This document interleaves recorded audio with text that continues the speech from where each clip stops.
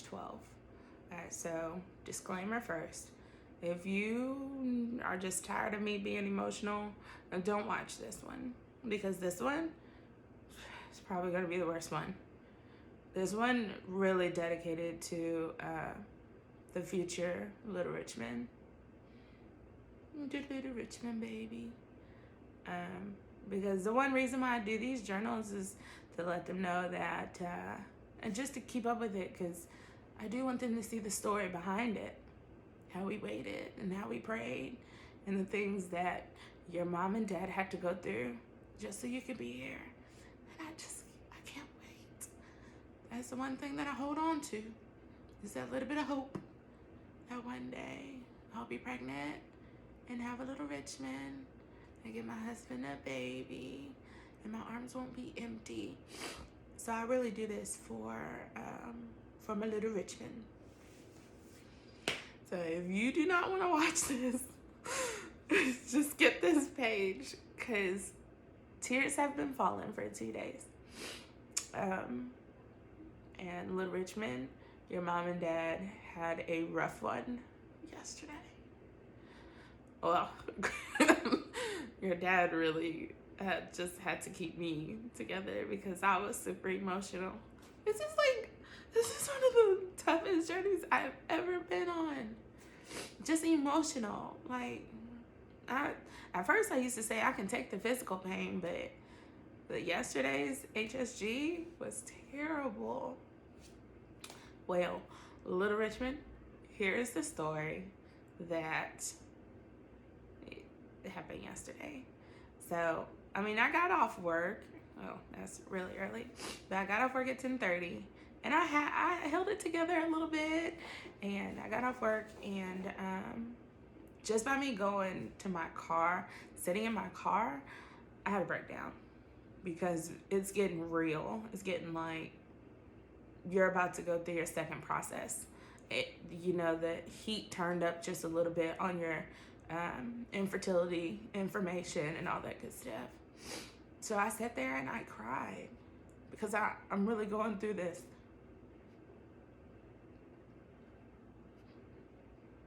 It's really my journey. But I got my tissues. I'm ready. I already know. But at the end of this road will be a little Richmond, and I'm excited about that. But it's been rough. So yesterday when I got off work, I got in the car and I just broke down and cried. And then while I was in the car, I was like, Chris, you gotta get out this parking lot, because if your coworkers, they see you up in this parking lot, you'll probably have a worse meltdown, because there's somebody that works there, right? She would have been like, oh, honey, it's okay. Come here, honey, it's okay. She's one of my joys. She is definitely, she lifts my spirits, even though she doesn't know she does. I kind of lean on her a little bit secretly. So, thanks. Thanks, honey. I appreciate you a lot. So I left the parking lot so she wouldn't see me crying. And then I came home and I went to the shower and I was like, Chris, you gotta get yourself together, because you got a whole day ahead of you with this HSG, this exam, this x-ray. You got a whole day ahead of you, so get your life together. And I went in the shower and of course I cried again. And it's just the mirror. Like, all I was thinking, the same thing over and over. God, why do you feel I am strong enough for this? I'm not strong enough for this. That is the only thought that made me cry for real. It's not the fact that, I had to take an x-ray. But it was like my conversation with God and said, you really thought I was strong enough for this one? This one's almost taking me out. But the only thing that I have to remember is there's a reason behind all this. Because one day I'm going to have a little Richmond. And oh my God, I can't even explain that day there is the only reason why I keep going. Little Richmond, if you're watching this, you're basically the only reason why. If there's multiple of you, then y'all are the only reason why I keep going. Anyway, so I finally made it home and I got myself together after the shower and I was putting my makeup on, and I was trying not to cry because once the makeup gets on, you gotta cut all of that out. All of it got to go. And I had it together. But then I knew the time was gonna come when Gregory called me. I was like, Chris, don't even pick it up. Don't you pick that phone up. I let it ring a couple times. I was like, nah, I really miss my honey. Shout out to the husband.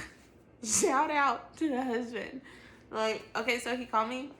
And then I was on the phone and I was like, I'm okay. Nothing. I'm doing okay.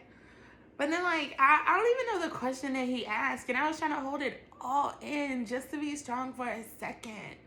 And he asked me, I don't know. He was like, I think he said, do you want me to be there? Because in my heart, I really wanted him to come.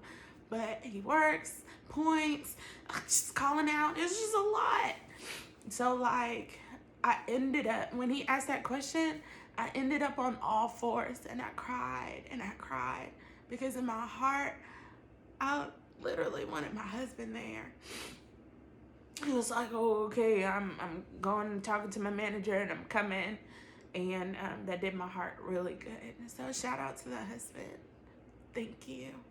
And so I was meeting my mom at her house and I met her. I tried to stay in the car to get myself together.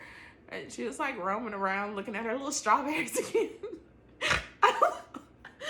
I don't know what she was doing. Maybe she was praying because I needed some prayer. And she was outside and I was like, okay, let me just get out.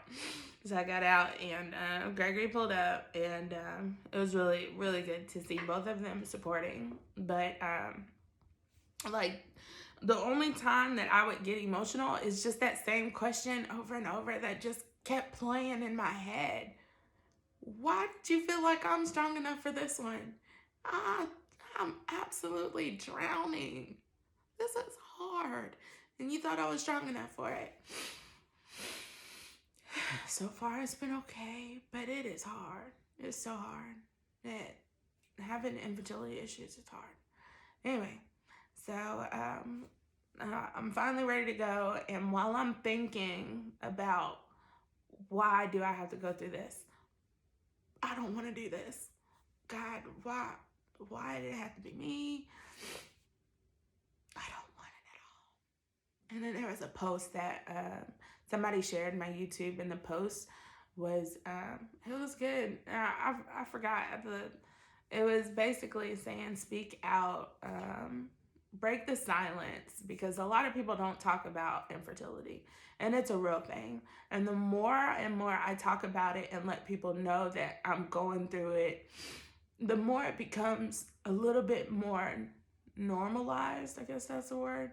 It becomes a little bit more normal instead of feeling all alone, instead of feeling like nobody else understands.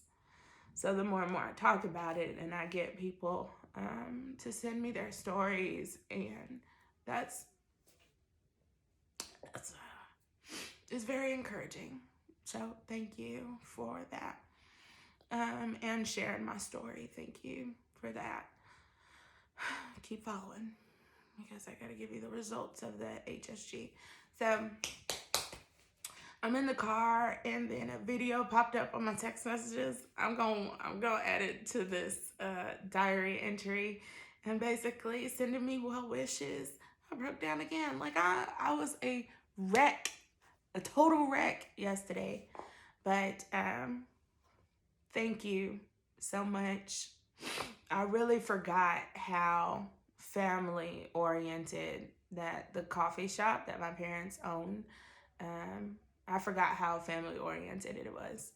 Even though I be getting upset a lot when some of the employees call my parents mom and dad. It's an issue I'm still working on. I'm a little selfish. Like, even when I go visit my papa in summer and, like, random people be calling him papa, and I'm like, who are you? This is not your granddaddy. Or, like, my big chief. Like, when random people would call him big chief, I was like, no, I don't know you. So, anyway, let's keep on proceeding because I just babble a lot. So, we get to the hospital, the radiology place, and of course COVID-19 flyers are everywhere, and my mom nor Gregory was allowed to come with me, only the patient, which was me.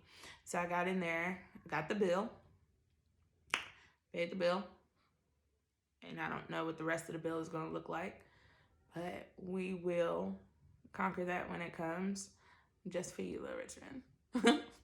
It's gonna be all worth it.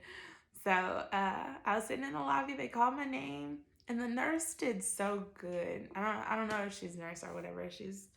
I'm gonna just say she's the nurse. And she helped me out with everything. Like, I had to take my pregnancy test first to be sure that I wasn't pregnant, because this treatment can cause miscarriages, is what she said. Of course, I wasn't pregnant, and she came in and she explained everything to me. And I asked questions as well. And I told her, I was like, girl, don't judge me when I cry, because this sounds like it's going to be painful. And she said, it is going to be painful. I wouldn't want to do this process. So, like, in my head, okay, it's going to be painful. I'm ready.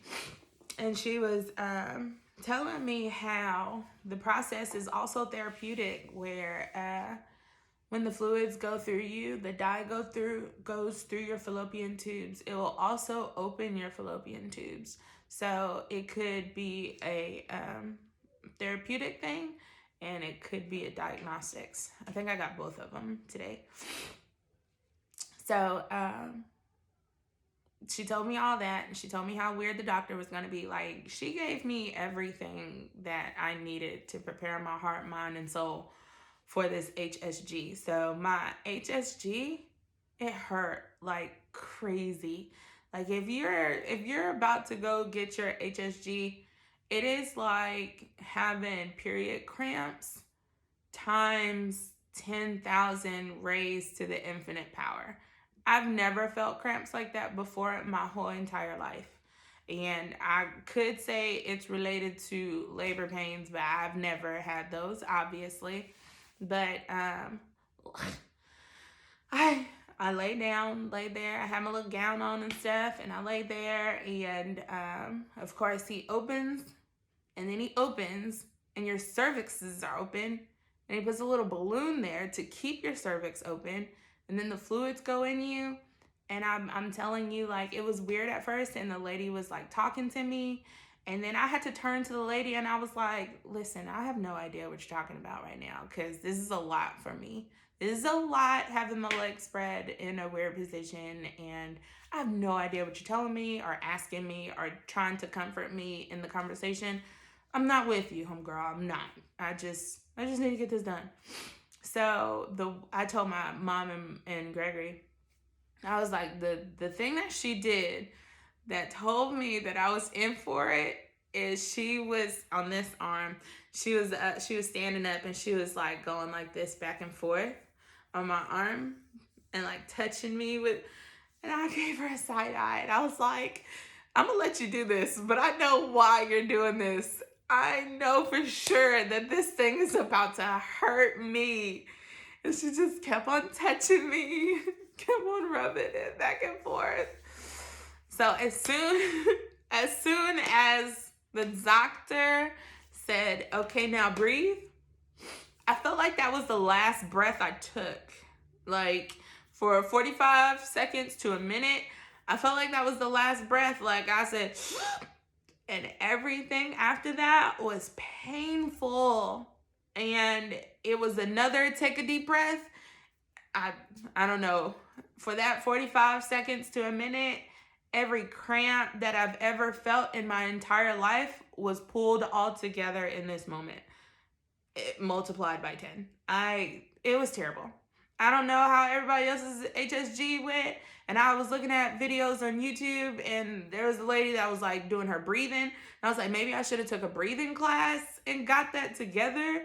But I literally could not breathe. It hurt so bad. And I was holding on to the little metal piece I was on, and I was holding on to another metal piece up here. Like the machine was up there. I don't even know what I was holding on to. And I was like, let me just let go before I break all this stuff. It was a lot. And then he was like, you're doing well. She was like, keep on going. And then she was like, breathe. And then he was like, put your shoulders back. And I didn't know what was going on. They were like, tilt left. And I was like, I got to figure out what my left is because this pain is overwhelming. I couldn't think. I couldn't think about nothing else. So he was like, tilt left. And I think I tilted right. And then left, right, left. I don't know. I just don't know what happened. But I knew that the nurse, she had to grab my knees and tilt me herself. She was like, all right, left. And then so I felt like she was pushing me left. And after it was all said and done, she pulled me up and she was like, all right, now hurry up and get up and it'll stop hurting. And it did. But the infertility people told me to take a leave first.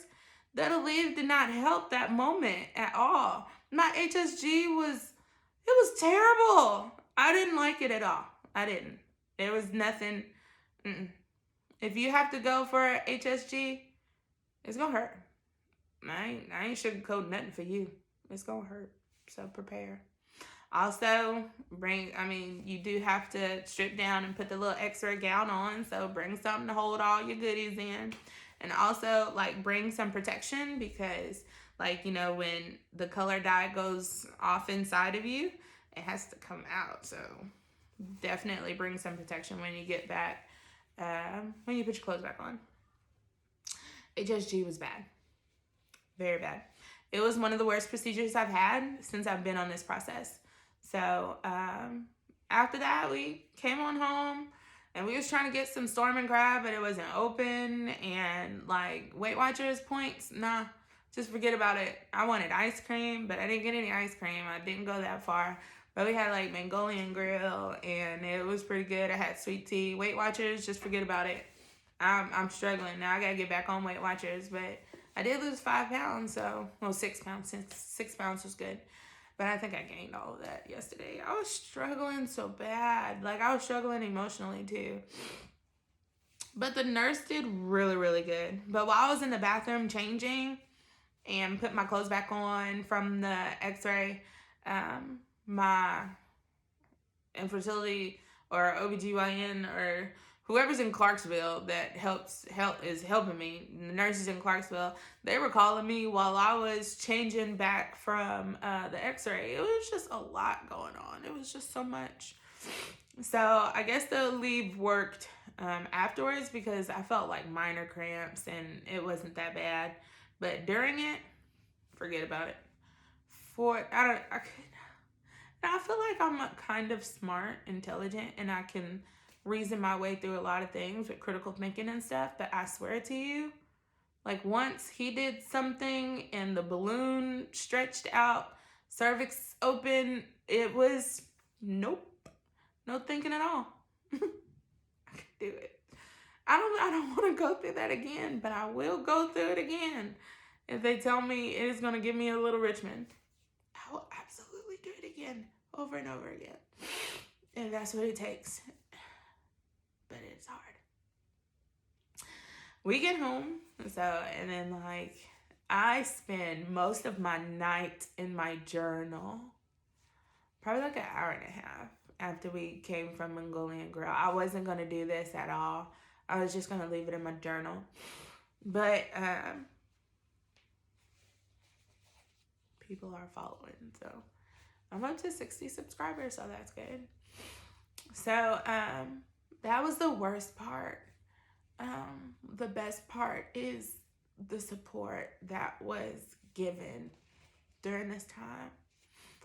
Thank you so much.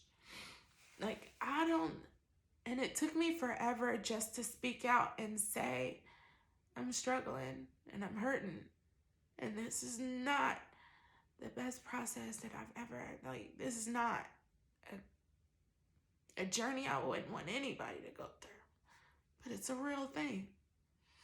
I didn't know how real it was until it hit my fallopian tubes. So I went to work today, and honey, that's my friend. She's my friend.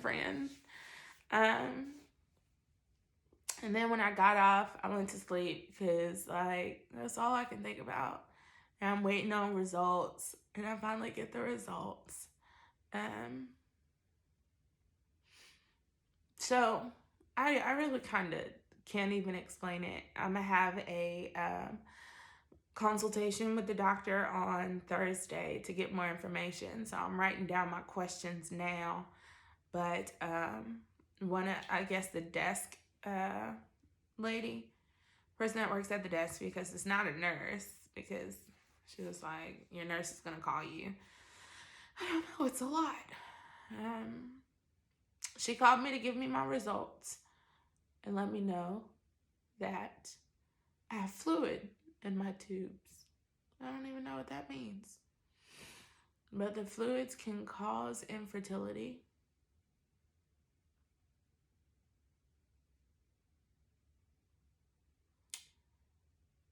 She already prescribed me medicine.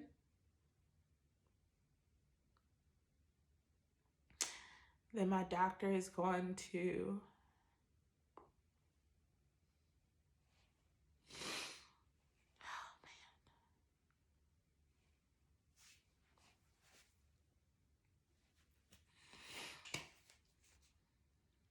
And then my doctor is going to call me to tell me where we go from here.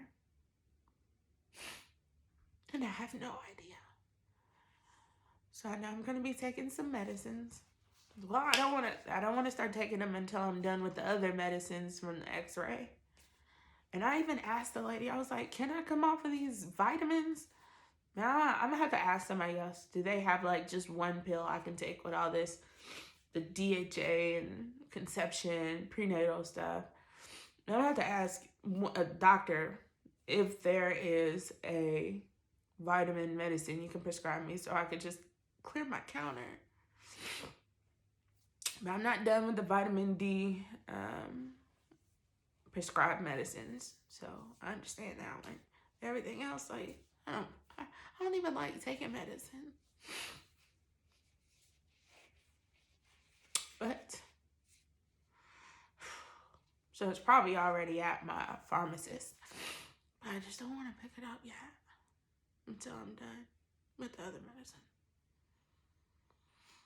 But so I have fluid in my tubes, and I kind of almost thought that she said it wasn't blocked, but there's fluid that can cause infertility.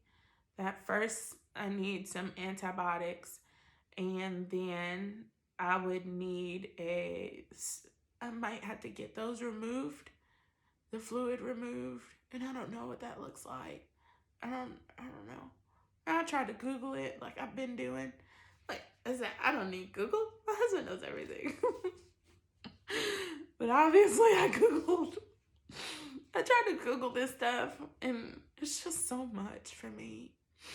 So I'm probably not gonna Google anymore until I talk to my doctor on Thursday to see where we go from here. I don't even know what fluid in your tubes mean, but I know that it can cause infertility. I asked her. So, back to point A, where I still have to convince Christine, little Richmond, your mom is still enough. She's more than enough. Where I have to convince Christine that is not your fault.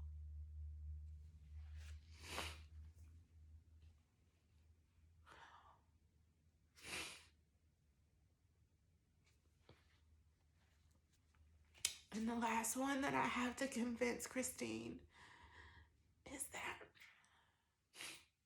if God thought you were strong enough, girlfriend, then you're strong enough.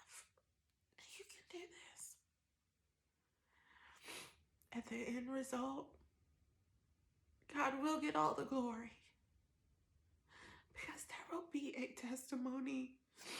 And if y'all think I tore up this church just for the mere thought of being able to have a baby, you just wait until he says that I have a baby.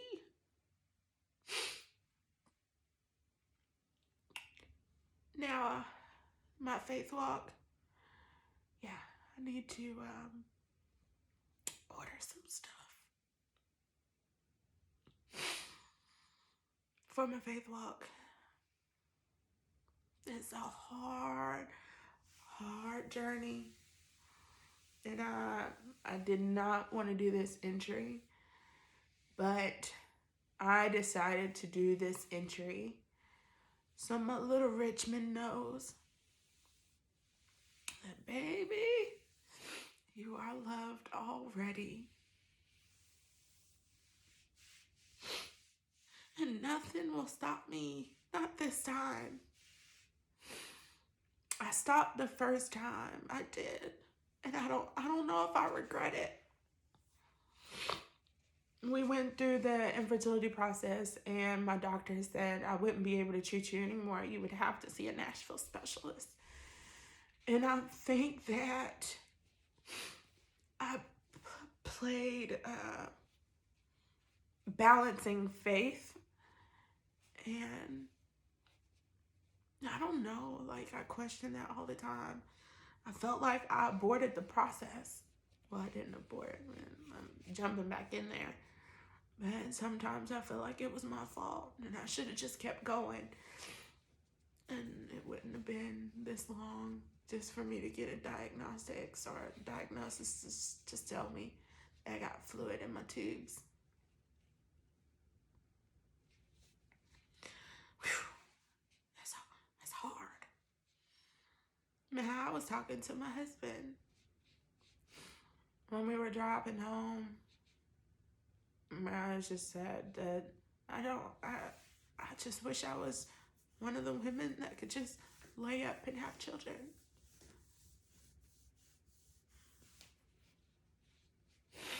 But subscribe, follow, hit the bell, because one day I'm gonna get on here with a journal entry.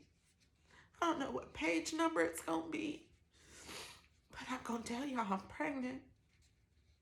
I don't know what's gonna take. I don't know what it's gonna take. I don't know if it's gonna take IVF. I don't know the artificial insemination. I don't know if he could just do surgery on my tubes and get the fluid out and then boop, I'm pregnant. I don't know. But of course, for my diary entry, for this story, for this journey, for each step I document, is to show you, little Richmond, that you have value. And your mom and dad are waiting for you. Be sure you subscribe. Share with somebody that needs encouraging. That's terrible. Sorry. Share this with somebody that needs some encouragement, that is scared to talk about it. I am scared. I'm not gonna lie. I am. And I don't like talking about it. But the thought that I can help somebody else through this same process keeps me going. And the thought that I can help, or I can tell my future baby that this is what it took to have you. I don't know. One day you'll see this face. But until then, page 12 is complete. Y'all keep praying for me.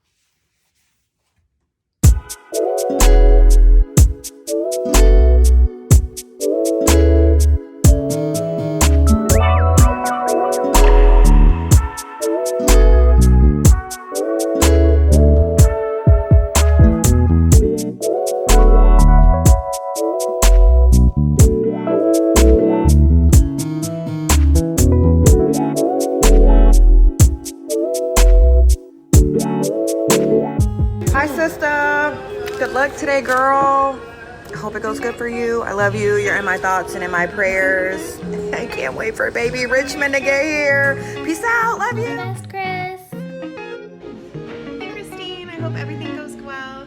You're in my heart and my prayers, so you got this. Hey, Chris. Good luck. I'm thinking of you. You know we all love you. Text me if you ever need anything.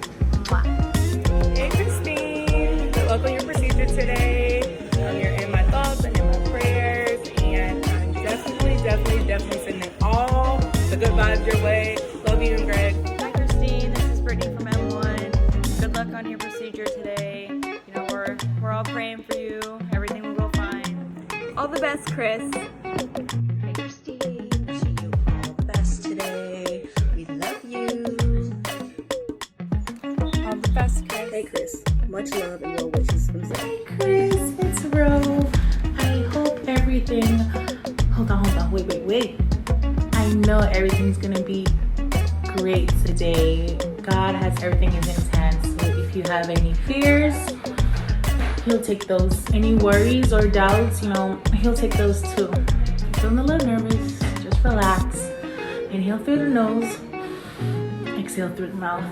I love you so much. Now give me a quarantine.